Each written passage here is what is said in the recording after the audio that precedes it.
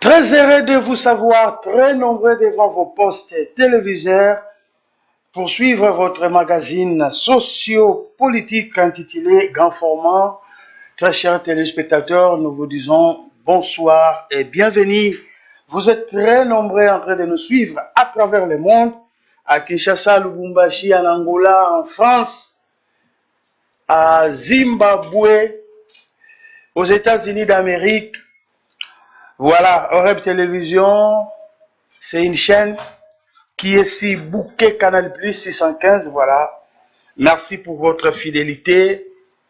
Nous allons recevoir, comme annoncé, deux cadres de la NDK, parti cher de l'honorable Papi Mantezolo. C'est avec lui, c'est avec eux, pardon, nous allons aborder des sujets importants au cours de notre magazine intitulé Grand Format. Donc, nous avons deux invités. Il s'agit de Mbuta Lubongo Lelo. Je crois qu'il est très connu dans la ville de Matadi. Mbuta Lubongo Lelo, cadre de la NDK. Il est chargé de l'implantation de la NDK à Matadi. La NDK, parti cher à l'honorable Papi Mantezolo. Voilà. Et le deuxième invité, il s'agit de Mbuta Bayambudila Clovis. Mbuta Bayambudila Clovis. Il est vice-président de la NDK commune de Matadi. Voilà. Au cours de notre entretien, nous allons aborder beaucoup de sujets, notamment les sujets qui font couler beaucoup d'encre et de salive au Congo central. Et puis, nous avons quelques questions de curiosité que nous allons leur poser par rapport à leur leader, Papi Mantezolo, Mbuta Papi Mantezolo, ex-président de l'Assemblée provinciale du Congo central. Donc, bozala ebele wana, kolanda biso na yebi ke kote mosusu bozolanda biso na radio, et ba auditeur topesi bino bambote ebele. Donc, vous ne serez pas déçus. Voilà. Mais avant de les recevoir, je vais devoir lire un article du magazine Grand Format. Edison Panzou à la réalisation. Vous allez devoir nous afficher des photos. Une information, Congo central pose de la première pierre du barrage hydroélectrique d'Mpioka en Kamba. Voilà, en Kamba, 7 février 2026.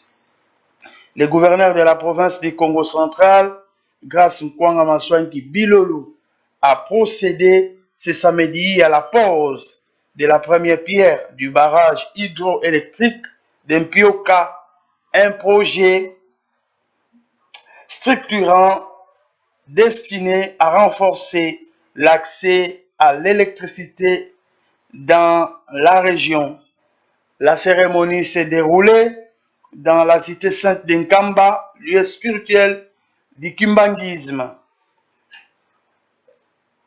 L'événement s'est tenu en présence des chefs spirituels et représentants légaux de l'église kimbanguiste, Simo Kimbangu Kiangani, ainsi que de plusieurs autorités politico-administratives, religieuses et de nombreux fidèles. Ce projet de centrale hydroélectrique marque une étape importante dans la politique provinciale de développement des infrastructures énergétiques. Une fois achevée, la centrale d'Mpioka permettra d'alimenter et en électricité la cité sainte d'Nkamba ainsi que les villages environnants, contribuant ainsi à l'amélioration des conditions de vie des populations locales. Dans son allocution, le gouverneur a réaffirmé la volonté de son gouvernement de poursuivre les investissements dans des projets durables et capables de répondre aux besoins réels de la population. De son côté, le chef spirituel de l'église kimbanguiste, Simon Kimbangu Kiangani, a salué cette initiative qu'il a qualifiée de bénédiction pour la cité sainte et ses environs, appelant à une collaboration harmonieuse entre les autorités politiques et les forces spirituelles pour le bien-être collectif.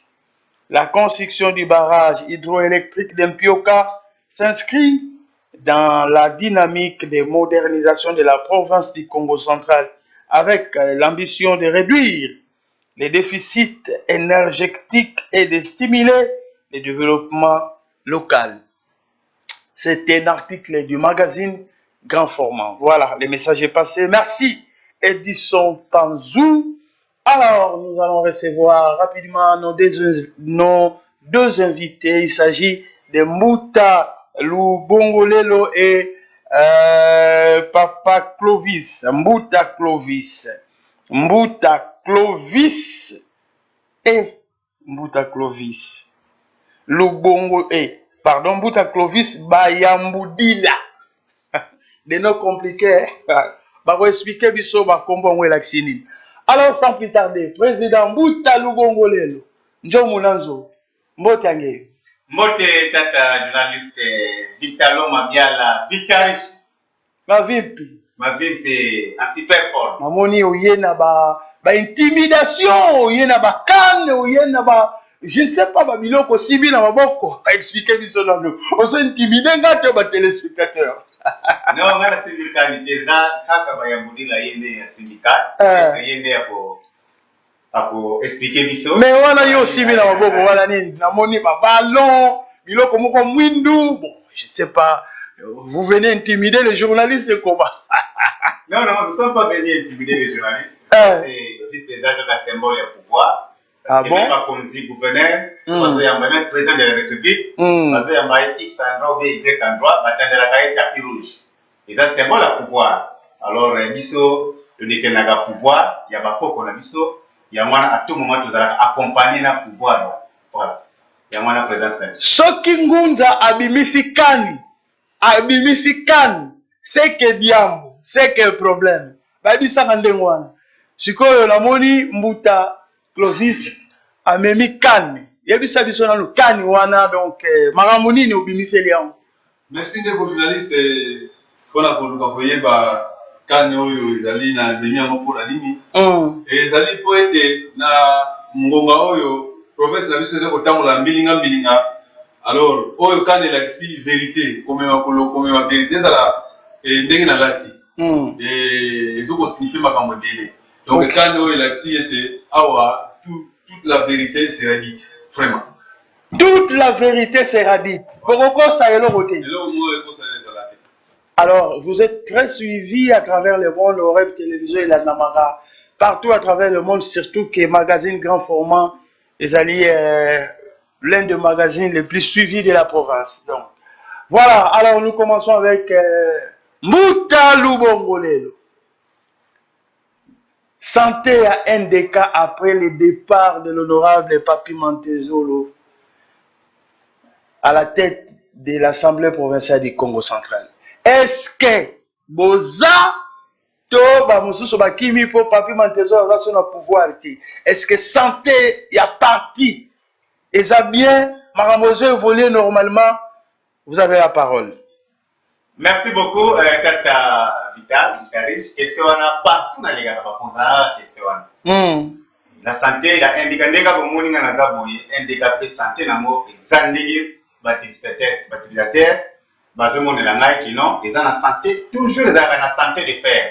Parce que d'abord, photos à la fière, indica, ils ont parti, nano, il y a biso moko nano en particulier, Yabakongo.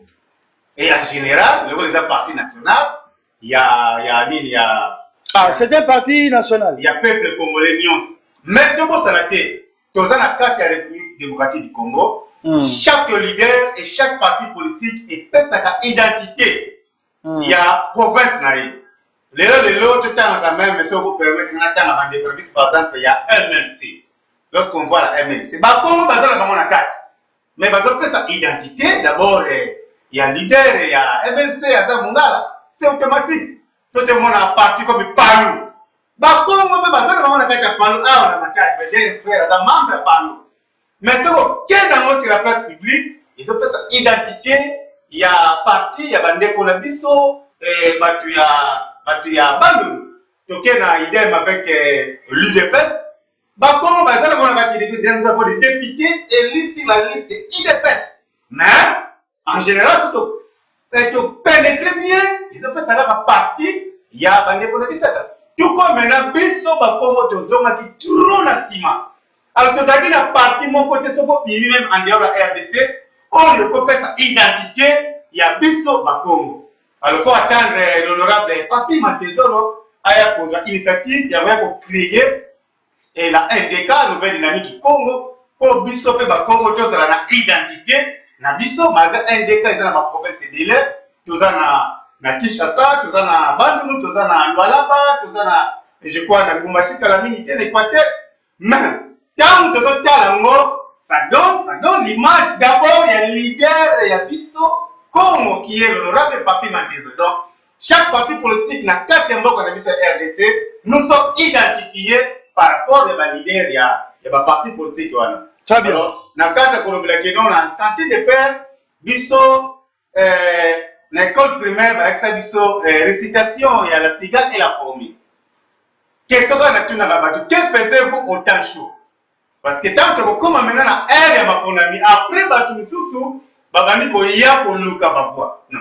Bisso indica to préparer l'élection, après l'élection. Raison pour laquelle le 16 et le 17 janvier 2026, nous allons na basise ya munene kuna na Mbanzangungu. Vous avez l'image, il y a une autorité morale qui est le président national de NDK.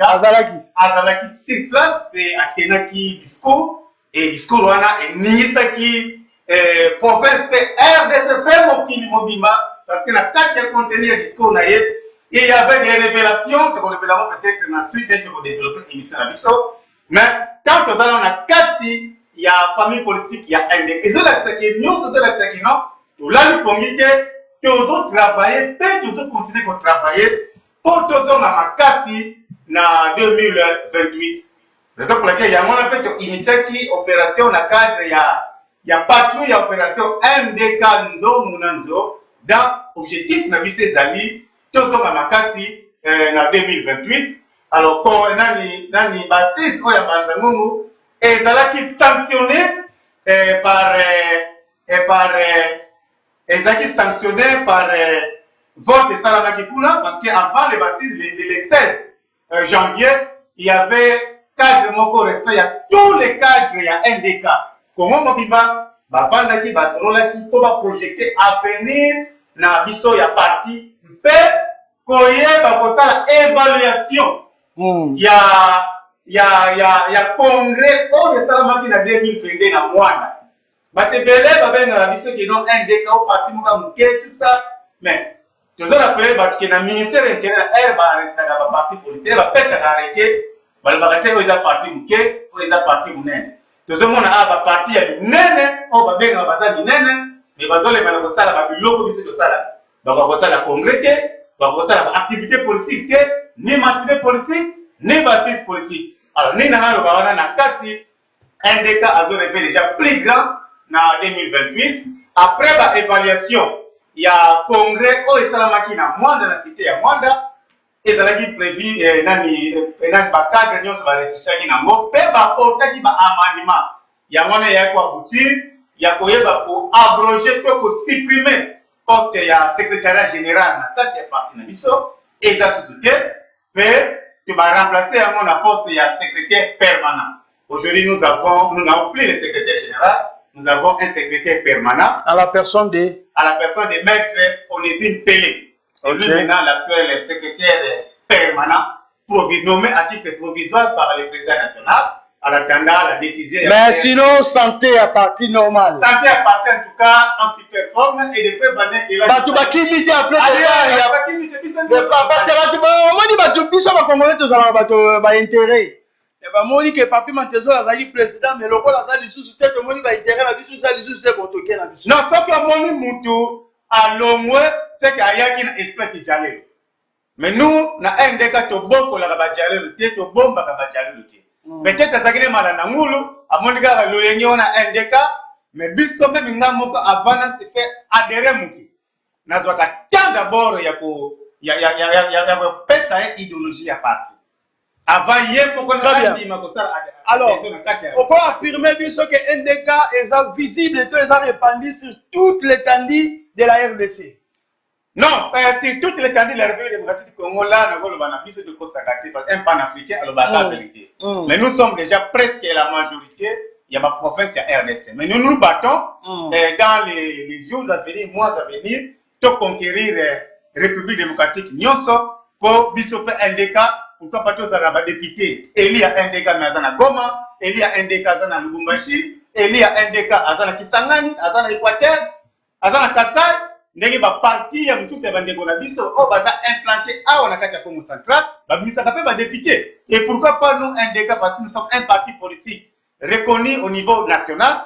Alors tous ça peut obligé pour fournir honorable président Papi Mantezolo a yebi ko sala moi pour redynamiser très bien. Administration ya parti pour notre conquérir RDC nyonso te ba implanter parti na biso et surtout que nous sommes pas tellement au Congo. Obi que tozati na diaspora tozali. Très bien. Donc partout tozali. Et na yebi que bozati na diaspora. D'ailleurs on a la photo ya un grand leader azana diaspora a ko adhérer na NDK, il a été reçu par le président. On a habité Edison n'a pas affiché les photos pour que Mokili Mobimba Mona, un grand leader, pardon, de mieux connu, ayaki ko adhéré na parti NDK ou ya Papi Mantezolo. Donc honorable Papi Mantezolo yamba qui est Yewana Mbuta Lubongolo le comment on nani Justin Ndangi. Justin Ndangi. Oui. Ayaki uniquement pour na ko adhérer na parti ya honorable Papi Mantezolo. NDK outi France a fouti billet na ye. A kiti na Congo, a kiti na Kinshasa, a zvi transport, a ye na matadi juste pour ça la adhésion na kati ya. Donc hier ça représentant ya NDK na niveau ya France. Oui, actuellement c'est lui le représentant de la diaspora, il y a NDK na niveau ya France. Mutunion se oya nga s'adhérer na kati ya parti politique NDK oya za libanda ya mboka na biso ayiko contacter papa Justin Ndangi Boya. Justin Ndangi Boya. Yenda ko orienter tout ça et puis avoyer bandenya ko encadrer sur les plans idéologiques et politiques au niveau de la diaspora. Prochainement to rejoindre na nzela ya singa pour totuna quand même tuna bana ya Congo central bayokai. Et pas de souci. Alors Mbuta Clovis nini koko yebisa ba téléspectateurs bazolanda biso ba yo balobaka ke Vumula Banguza il a trahi le feu Mwandansemi, son grand maître. Bah il a trahi, c'est un traître tout ça. Nini koko loba par rapport ya eloko mingi. Ah merci ndeko journaliste c'est pour la question ana eloko alibosana koloba ete na mboka na biso oyo tozali na 85 à 90% soit 90% ya ba chrétiens. Surtout que na Biblia, na Bible, tokomona histoire ya Isaou, Jacob. Na lelo boye, nde totanga na Bible, histoire oye continent, oye ça continue jusqu'à nos jours, ezali histoire ya Jacob. Parce que après avoir reçu bénédiction, a continué à vie et continuer. Donc tina mo ya lelo nde totanga na Bible, mutu satanga na Bible ayebi ete histoire ya mutu oye continue ka o azwa bénédiction. Voilà entre parenthèses déjà. Donc c'est-à-dire na ndenge na expliquer Mouton Swazali chrétien c'est à comprendre déjà munene ya likambo.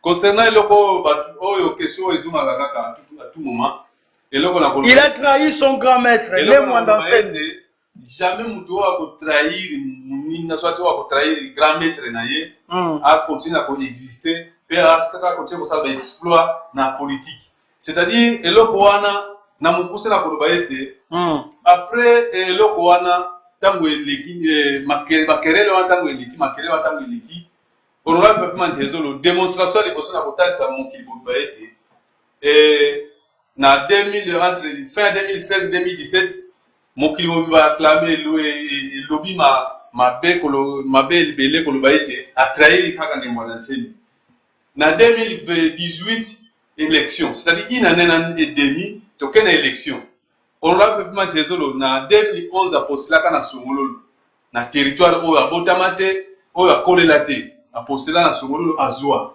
alega député sikoyo na 2018 oyo inanena ndam swati inaneka ka tolo bagaka bazoko mokili bomezo ko lobela mabe na soit disant a trahir grand maître na ye akei ko postuler na fief électoral ya ne mwana semi zo fief électoral bisika o ne mwana semi abotama oyo ba parana nyonso bazali oyo pa ya kola kuna nde siko na 2018 ya kenda ko postuler c'est-à-dire à se sentaki étant Mukongo oyo ya original Mukongo pire ou ayebi ancestral et lobini ou ayebi Mukongo na biso lobini parce que chez nous les Bakongo quand vous trahissez quelqu'un c'est-à-dire Mukongo abanga mingi te makambo oyo azoko mona en face c'est-à-dire kimosunité un vrai Mukongo waza panafricaniste solo abanga et oyo to mona kate c'est la spiritualité parce que dans le monde spirituel babengaka niaou babengaka mboa dans le monde spirituel c'est-à-dire que là-bas corruption est à la gâte alors chez nous les Bakongo en particulier toyebi ete makambo nyonso zoko sala faut se référer à le monde spirituel ce que zoko tambola c'est que monde spirituel zoko ça OK c'est que zoko simbate c'est que monde spirituel zoko bafoué ça veut dire notre président honorable Papi Mantezolo na moment wana azalaki mutu a se sentaki innocent avec ko postuler na fief électoral oyo ne mwana semi pa ya botama pa ya koleli pa ya famille na yonso ezali alors étant moment wana chaud ezalaki bazoko accuser na ko trahir son grand maître il est arrivé là-bas a commis na luozi kuna postula pe aleka député national ça veut dire nyonso wana biso étant ba Congo oyo tozali na boyebi toyebi ete oyo nyonso ezoko ko kende liboso et pas ya mutu c'est que spirituellement bazoko corriger yango normal donc pour dire que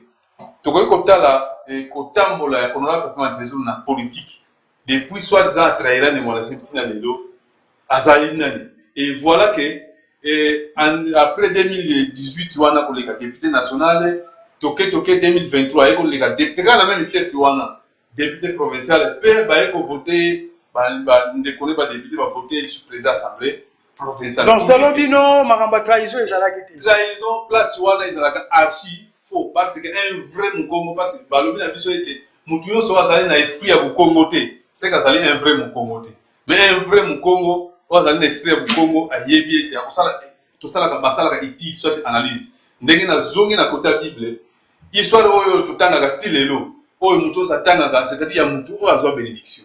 Très bien. Voilà. Alors, Nguta Lubongo lelo. Mentor Nabino. Honorable Papi Mantezolo. Azali ko piriger sanction na elle. Sanction ani. O ba pesa ke na assemblée. Oyebi te ke azali sanction. Azala punition inane libanda. Bon, na yokaki yango na landaki yango na nzela ya ba réseaux sociaux mais officiellement on a évité et si azalaki notifié pour la sanction wana mais ceux que zalende wana ngai na ko yango to décrire ka tout to lobela chaque jour excuse Baptiste eza juste ezaka acharnement à la personne ya acharnement Papi Mantezolo acharnement et pourtant bazwa kiser makambo ebele makambo ba détournement mais biso nyonso temonaki ba député provincial ouais ba image nazala nango tilelo nalobaka na bomba yango jalousement naye bakozonga na biso population po baluka susu confiance na biso yo député surtout nga naza na matadi eli ya matadi oza kosala campagne oya kuta écran géant na quartier na azoya wana kosala volonté ba bêtise nyonso oyo bazocompléter contre province tokotiela bino okebanda koexplike biso nano ozozwa décision ya province na se ya kwiti comment oui mais tu peux pas image un député, il va attaquer les anti-valeurs. Mais Azana, Kouiti a mis soubi na bilamba, mais vous c'est prétendre pour attaquer les anti-valeurs. Oh, yo, nous avons fait anti-valeurs. Au moins, la non, par image, les amis. Non, au moins, la quitté place député à Zosuba na bilamba. Voilà, je pense que Eza Malamouté. Naïbité réalisateur, c'est la image. Mais quand la image sur le téléphone, quand on zoome bien, na moni na serre à pantalon, maille. Vous évitez, peut-être à Mélanie qui maille dans des ordres de quoi il se panel na serre, mais bon, tu évites bon.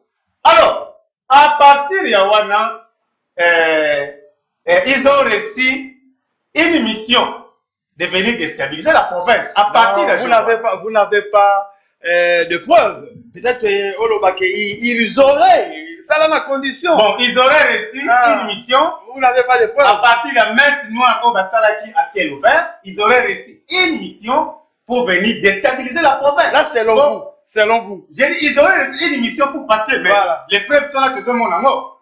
Et ça, la mission, c'est depuis Bakima Banda pour Bango, ça pour frais dans hôtel Moïse na je crois na avant côté port nzela port Kalakala. Oh baba kota na kombo ya nani? Ça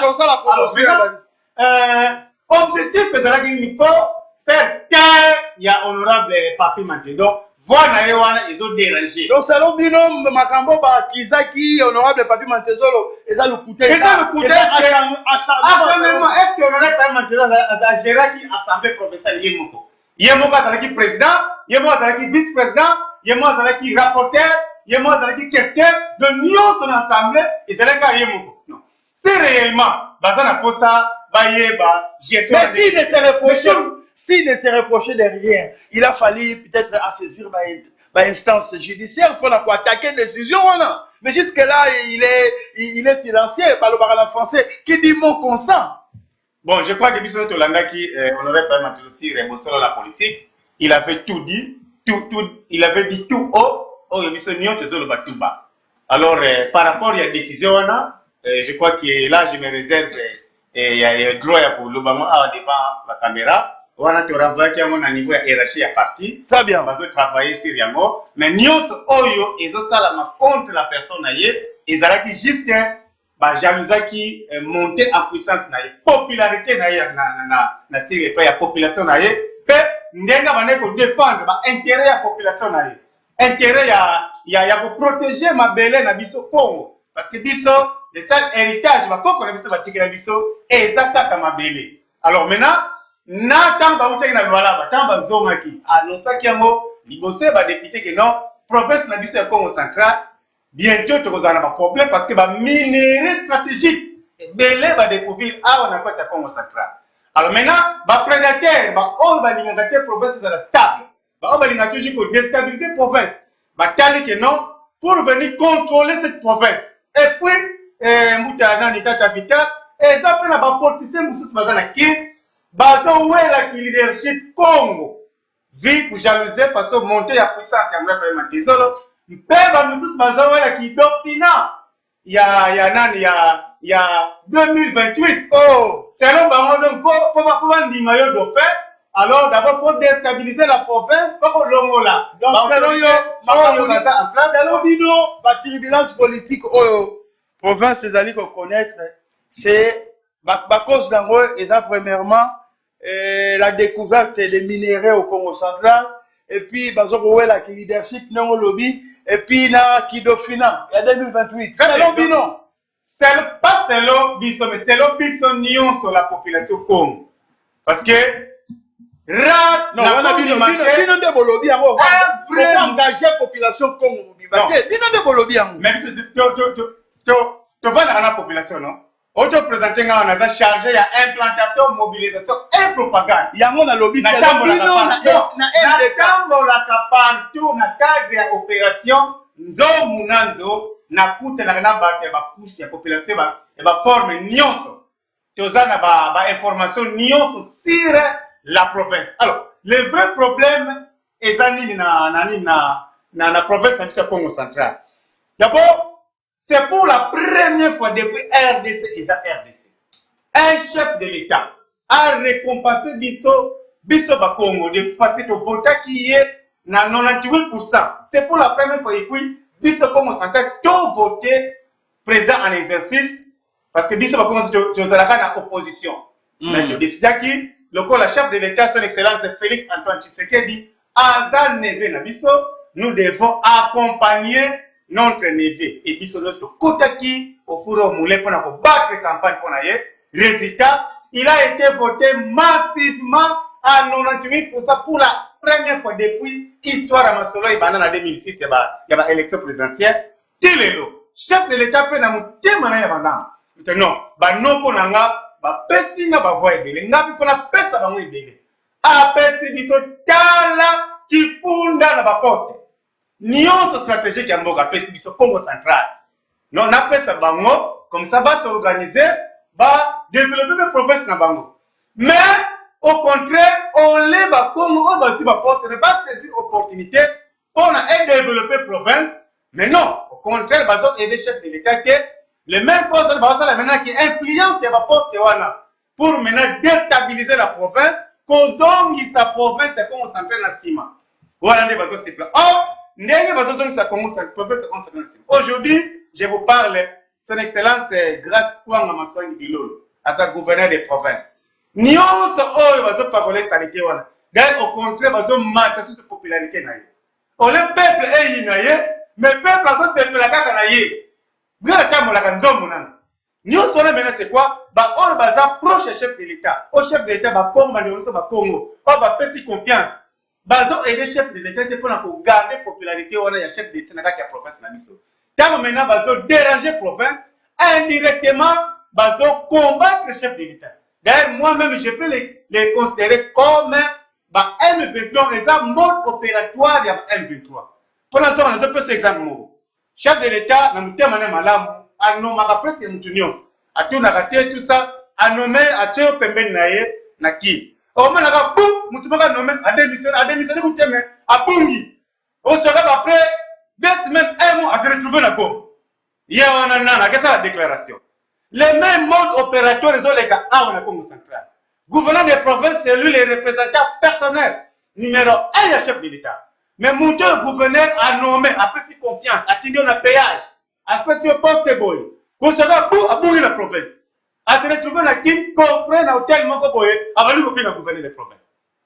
Maintenant, il y a un an à Kinshasa, Oyo, à son commandant, à son télégraphe, va comploter contre le voilà, et ça, même selon analyse Nabino. Les faits est réel, c'est les mêmes tâches que vous, la NDK. C'est les mêmes opératoires. Naba NDK, au bazana est, namba, les maisons s'opérer, elles ont retiré moko systématiquement, bah, au bazar, permet les chefs de l'État, directement, boum, à boumi, à comme la gomme. À sa déclaration. Alors, je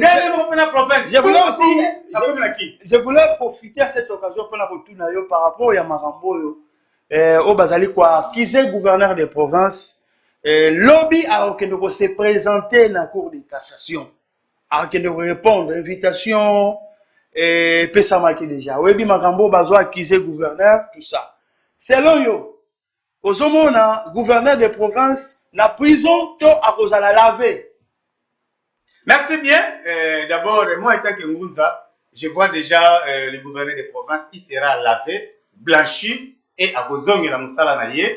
Et d'ailleurs, bon, moi, déjà la mise je me réserve le droit de Bolobanios, Bozong et la répercussion, Salama dans l'Assemblée provinciale. Au moins, il y a déjà la mise en place de Clovis, Bayamudi, la Outi Kolobamo, Awa, avec Bisso, Tozaba Congo,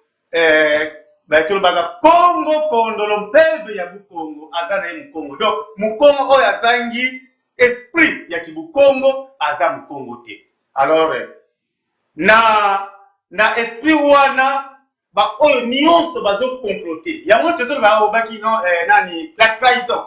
Mais ça c'est la haute trahison vis-à-vis ya biso population Congo et vis-à-vis de nos ancêtres Congo. Alors ba ancêtres Batuana nyonso wana ba comploter contre la province. O bazo monter ba situation problème ya Lokuta contre le gouverneur de province d'excellence grâce pour Amason Bilo.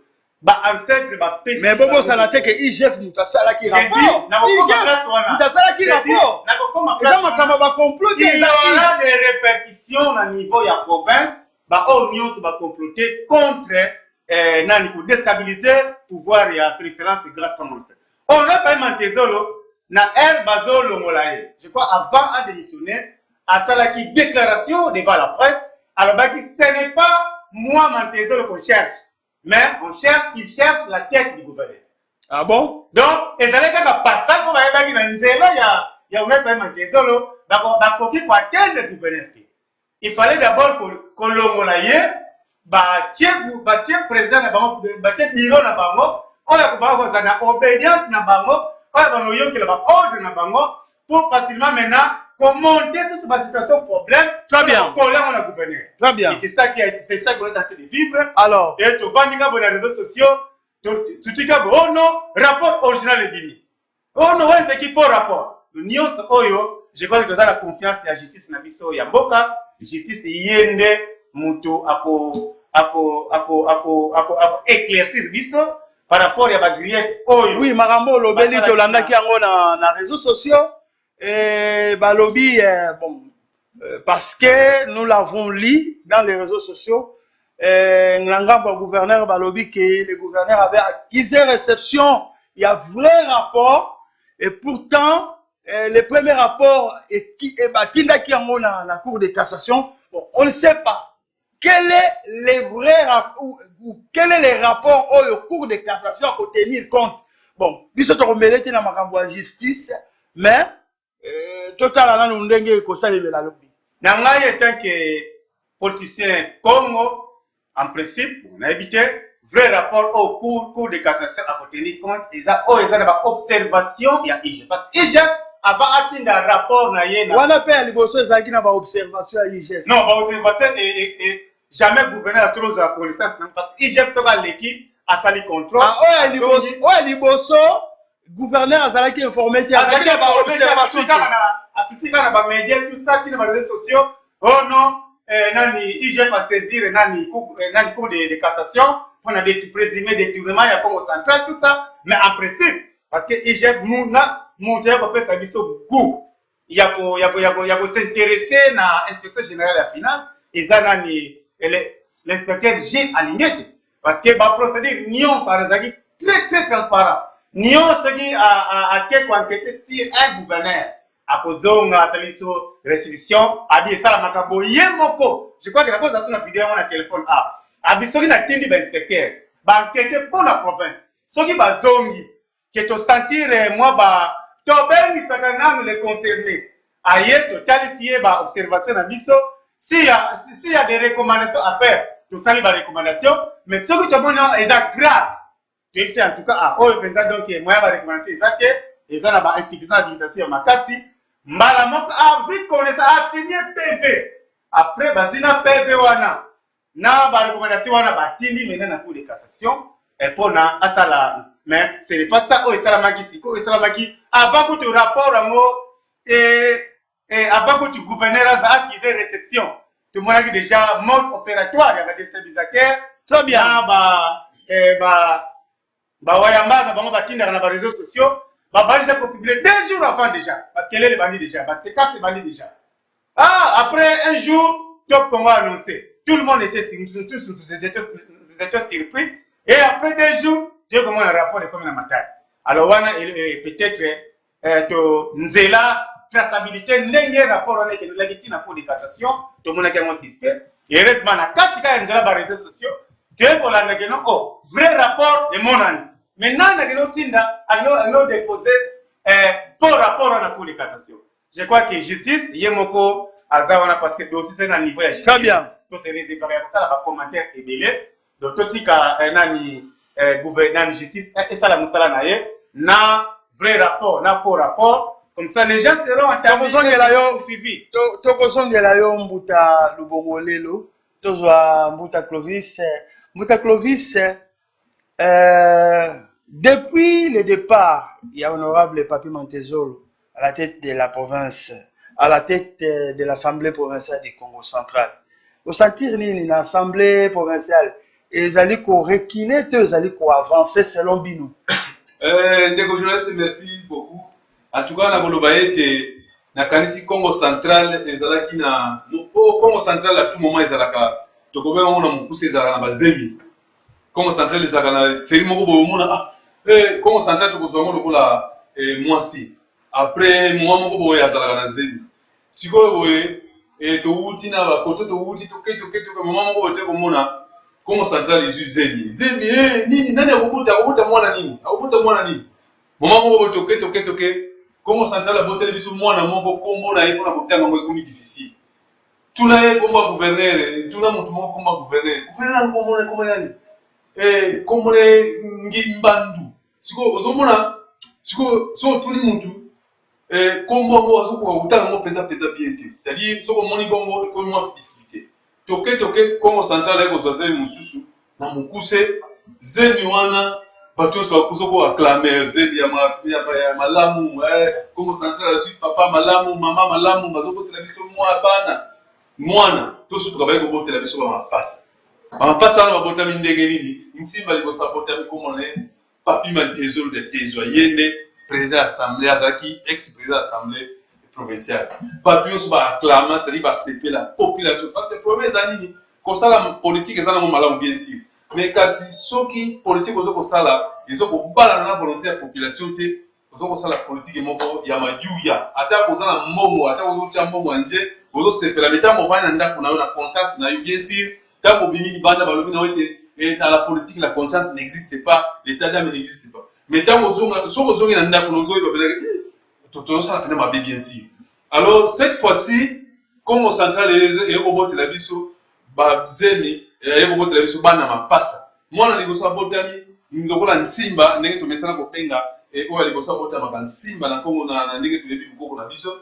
voilà mutu ekobotama ona Papi Mantezolo topusi population bazolobi zemi wana tomona mo clair il faut mwana mosu atikali na kati po zemi ezali ka munene mwana mibala ekobotama Congo nani excellence grâce Swangi Bilolo voilà donc ndenge za wana sikoyo bato mibale wana basangani ye abimi lokola nzuzi mibale wana basali biso bamapasa o bampoto basali lelo l'honorable Papi Mantezolo azalaka lisusu te balongola ye est-ce que assemblée ezo avancé te ozozonga nsima mokuse tokoloba ete kolongola mwana eza mosika mingi mais adémissionnaki suite ya ye moko alobaki non papa balongolaki ye bakotisaki pétition Abraham Monique no awa na kosan sortir te alongwe na lelo boye sikoyo na bi boye na bukongo balobi na bukongo na biso balobi boye nsiko ayenda ko zululia bwa bwana sikoyo so tana lobi bongo seke to zongi sikoyo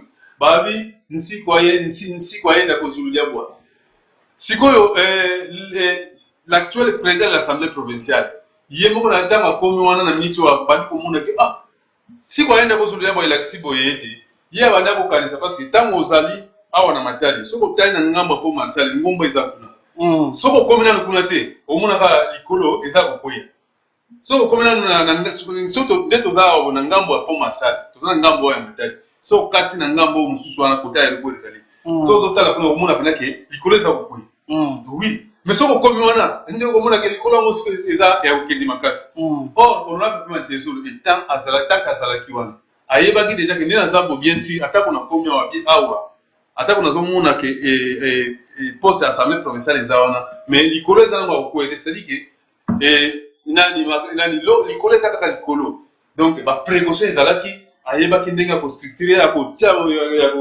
calculer makambo sa ko tsango en ordre mais na minute onde tozolo koloba boye ba querer les autres continuer fait na bango o bazoko babulaki ko sala bien sûr les autres ko sala na ngamu na bango mais Congo Central ezana ko yima baza na esengo. Donc selon yo assemblée provinciale les autres sima. Assemblée provinciale les autres sont sima. Depuis kaka honorable Papi Mantezolo akenda.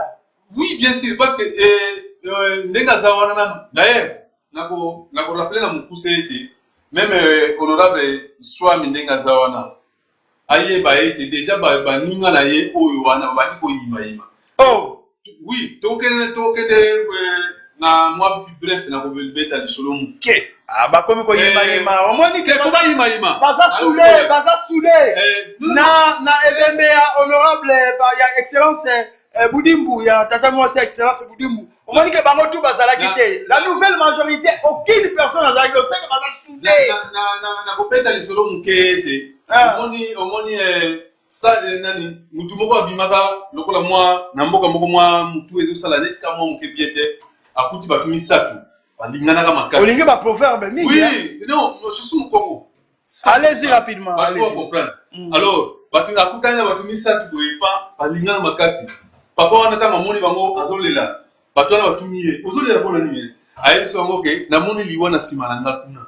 Ya mwana zo ezolelisanga makasi. Ba bisi yo za imbécile oza mayele te boyini. Nde papa na ke batu wana ta bakeba ke komona mbugu ide. Ba moni mbugu. Ngala. Babi papa oyo seki mbongo amoni yango ezolelisa aza aventurier. Bon, siko parmi bango moko azaki chasseur, mususu azaki plus petit. Babi bono nde toyebo toyena basaki tini te yo zonga mboka. Plus petit zonga na moko keluka sac. Oyo monsieur batikela bazo ba bongsa. Moko azaki azui posa nakende ko se soulager. Tanga ke ko se soulager mususu wana abino mbongo fetika la nga moko. Tanga muninga zo ya boyepa, lokola azaki pe chasseur aso munuka betie masasi. Akufi. O wana kende ko lambati, o batina ke ko loza saka lambati, azozo mateti, atia na kisanini. Voilà, elakisi boye. Ke eloko oyo mutu wana lelaka abi namoni na sima nanga kuna makambo. Eloko ezo salemela bango na mincho bango entre bango déjà ngora parce que entre bango déjà ko yimayima ezali. Nako loba na eloko mo ete biso tozali bato tozana terrain. Bato alobi, oh président so nazalaki boyete, azolia déjà bien. Il faut commencer à courir, c'est-à-dire, aïe, bah, été. À quand c'était que n'enga zawana déjà, c'est-à-dire qui m'est allé. Et à mon avis, c'est na so bande la kolo bah été. Nsi kwa enda ko, zuludia kwa n'enga zawana, yemo ka commence à dire que, lola monzo que zanga musika, n'ala kansa sur ma komi, c'est-à-dire. Qu'est-ce que vous reprochez au nouveau président de l'Assemblée? Le problème est ça été. À côté rigueur. Non. Les députés vont soit sanctions et ça la lobby. Le problème est ça n'est pas compte à rendre. Son problème c'est quoi? C'est-à-dire que tout ce qui fait que les autres salles là moi fi ombre moi fi ce qui n'est faut quoi faire. Et ça là ça j'ai un cahier de charge. Cahier moko boy ça on a que nous dit ça on a titre comme on a photo banana boy photo comme ça boy. Or bilo kwa ndengo wana il faut faire à quoi avancer jamais. Le problème c'est ça que et là qu'on va ça entre eux.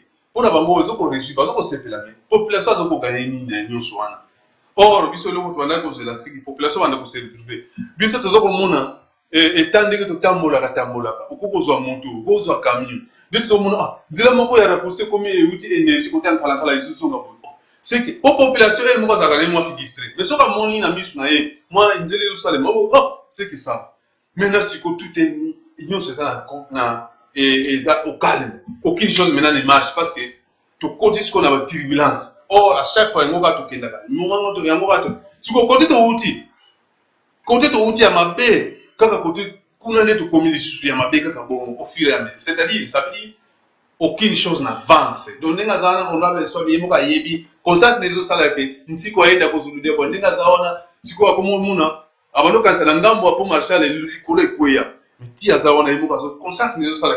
bien. C'est vrai, conseil Boutelo Bongolelo, Tomoni et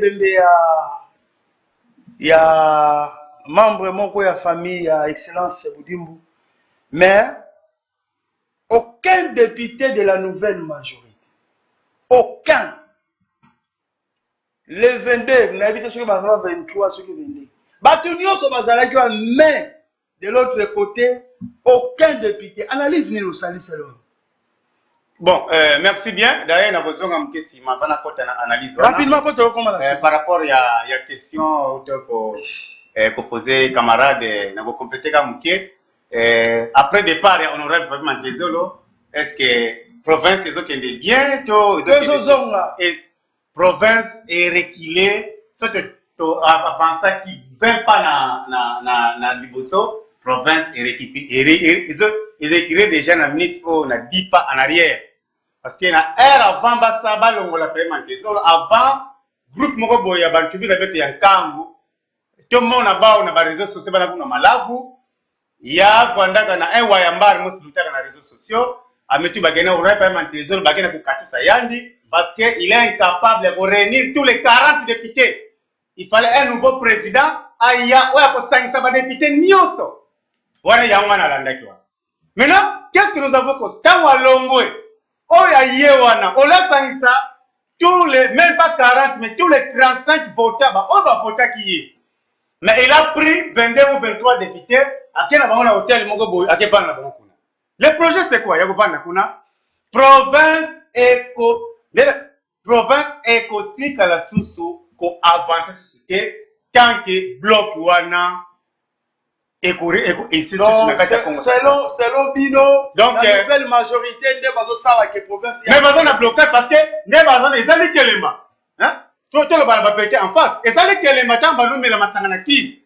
Ils allaient que les mains non. Dès que Bazon a voté on la mantezolo. Yo Bino beaucoup de na bureau. C'est aussi bureau. Vous suspendez les députés tel. Donc ça la voté interpeller le gouverneur. Ailleurs to Bambier qui 17 na 57 sous question. Après, motion, dans le monde, yo comme gouverneur, yo comme vice-gouverneur, yo comme directeur de DGCAS. Maintenant, on a dit que les Malais à la sauvegarder, mon tako son anda coûté. Bison nyo sera la place, mon côté, jour grâce de la Colombe. Voilà. Maintenant, tant qu'il y a ce longoté, tant qu'il y a ce considéré qu'on a dans l'hôtel, tu y es va député Moussous. Moussous va s'acquitter enseignant, Moussous va s'acquitter fonctionnaire, Moussous va s'acquitter chômeur. Yo député provincial, on a la 8 mois impayé. Moi, je suis l'hôtel aux Irlandois. Ceux qui veulent faire un gouverneur, ils sont là de tourner. Oh, vous faire un parlementaire, ceux qui réellement. Mais il faut que l'on fasse non. Après, c'est bien ça pour faire. Il faut que l'on parce qu'on se fout à mater. On s'allait 8 mois, fout à mater. Mais au qui m'a n'a pas eu, au qui m'a n'a pas eu hôtel. Vacances parlementaires, va se retrouver en France. Va dans la France. Bon, on a le Irlandois. Ça te dit qu'un minimum $50 dans la chambre par jour. Na jara ba hôtel na mona na kalakala wana. Très bien. Au moins $50 fois 4 mois de c'est 4 mois de déjà basta na hôtel. Ils sont bons belé. Mais yo se futa mato aussi bon wana wa. Donc yo posa moyibi. Yo pe ozamu biso population te wala ndani. Alors toza ba biso population parce que on va tenir ma parole. Biso population biso to tinda ki bango na s'il vous plaît. On va le battre bango baza miyibité. Voilà, il faut retirer à moi. Bon, je retire mais l'essentiel to lobby déjà parce que tant on va la mutu c'est déjà retiré à moi. Biso to tala yo zo futa mate. Papa zo futa mate na ndako 8 mois. Mais papa qui m'a nenda vraiment là na hôtel, aza lix, aza voyager, mais to yebi monde bina bino avant okoma pour to tinga yo. Yango to solo ba soki des ordres o ye continuer. D'ailleurs, nga d'abord biso d'abord indica, nga moi personnellement, ça n'engage que moi Moutal Bongolelo. J'appuie peine à soutenir l'idée à chef de l'État, il y a qu'on réviser constitution, peut voter il y a gouverneur, peut comme on a vu la population. Maman va député va voter sur gouverneur exact. Il y a un bloqué province, ils ont freiné la province. Alors ce qui province a bis comme central et vous continuez tant qu'à un niveau de blocage, nous la population nous allons nous organiser en collaboration ensemble avec la société civile. Donc, tous les 40 députés, comme ça, pas quand on a mis professeur pour laisser les gouverneurs des provinces. Librement. Oui, c'est ça. Voilà, merci beaucoup. Mbuta Lubongo Lelo. Alors, tout le monde est vers la fin. Tout le monde qui peut la fois passée, bah, notable. Il y a Bafleuve. Bah, comme là qui, les gouverneurs André Ouamesso natangi yango natangi komo na ye parce que eza ba document oyo to moni na ba réseaux sociaux ba notable ba fleuve ba komeli les gouverneurs André Ouamesso bazali ko accuser ye selon bango c'est lui qui serait à la base il y a ba turbulence tout ça ko futa ba député $1000 par mois kolala na hôtel ou ala tout ça donc ba komela qui et gouverneur et puis ba réserver copie na ba institution nion sur la république 30 secondes analyse poto sisa to bandi na Mbuta Clovis. Merci ndeko journaliste eloko na koloba ete c'est normal bande ko ba fleuve so qu'il faut pas comme à niveau wana comment ça fait-il que to ebiete yo ozali mfumweto ozali par exemple les grands frères ozana ndako wana oyo tangu mususu ndako wana kuna ba décision ya malamu to ya mabe ko zwa mela et puis to sentir ka mbala moko biso na compte na biso to sentir to souffrir par exemple c'est-à-dire so ba mo azwa ki malikanisi wana na kokopé ça bango à 80% raison pour nani parce que honorable André Wameso étant gouverneur de la Banque centrale ndinga zawana azali na poids makasi bazali bato yo c'est-à-dire qu'ils bazoko accuser indirectement oui ce que ça peut bongo to ko loba oui ou non mais ce que ça oui en tout cas il faut quand même azonga mutu ce qui peut ça non et ko zala kaka oui parce que bangonde bazakuna na niveau na ndenge neko que camarade Bongolo la lobby na moment où chef de l'état ils ont le coup à récompenser ba Congo parce que na ko rappeler on est journaliste on a fait de mon enseigne na gouvernement que Salima si je me trompe pas itaka moment ba tata poyo boye alela oui les ba Congo ont été ignorés na gouvernement à 48 ministres ata mo Congo moko ba tiate maintenant si kuna moment oyo boye tout ça ils a moment où fallait sikoyo Congo central les à la kimia en paix ndeko kotala siko kuna banani baza kuna en tête baza liboso bangona parler ba kombo oyo batangi bato ba fleur mais malheureusement que des autres raisons peines aussi ça veut dire c'est normal ba kize ba loba et le ko ba lobi parce que Mbuta Lubongolelo est-ce que ça ba accusation juste était ndenge ba komeli ba Congo ba mbuta baza bango ebele pourquoi kaka ba komeli gouverneur André Wameso.